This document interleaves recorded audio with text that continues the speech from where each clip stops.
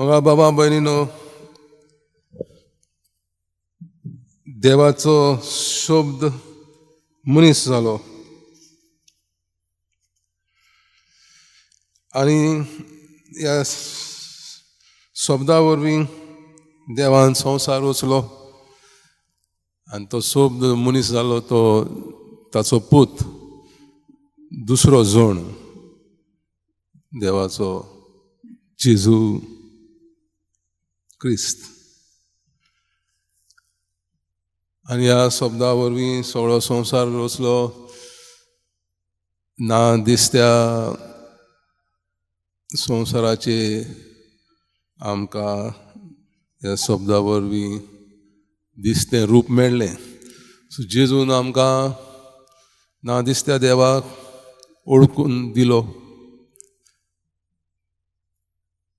आनी हो ह्या शब्दा विशीं ताचो दुसरो मोगाचो शीत जुआंव आमकां इवेंजलान उतरां बरोवन दिता. अशें एकट्यान एक कविता घडोवन हाडली मागण्या विशीं आनी ते कवितेन एक मनीस सोदीत आसा, खंयसर वयता थंय सोदता सोदता. सो कोण एकल्यान ताका विचारलें, तूं कितें सोदता? तो म्हणलो, हांव देवाक सोदतां. म्हज्या काळजान आसतलो काय? वय थंय देव आसा, तुमचें काळीज तुमकां दिसना. मागीर म्हणूंक लागलो, दुसऱ्या मनशां मदें दुसऱ्या मनशाच्या काळजान देव आसतलो काय? वय थंय देव आसा. ताका देवाक त्या आमच्या मनशाचे पांचूय इंद्रियांतल्यान ताका देवाक ओळखूंक जाय आसलो.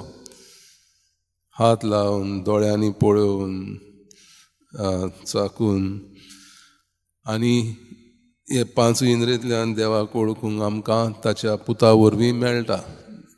जेजू क्रिस्ता वरवीं आमी देवाक ओळखूंक शकता. आनी आमची सोयरीक रिश्ता देवा ताई कसली आसा, जसो जेजूचो शीस जुआंवान जेजूक ताचो मोगाचो ताचो गुरू म्हूण तो ताका लेखतालो, ताच्या बरोबर जेवतालो, खातालो, आपोस्तल कार्य केलें, मागणें केलें. ते भाशेन आमी आमचे रिश्ता देवा ताई, जेजू ताई, पवित्र आत्म्या ताई कसली रिश्ता आसा, खंय म्हूण आमी देवाक सोदूंक वेता.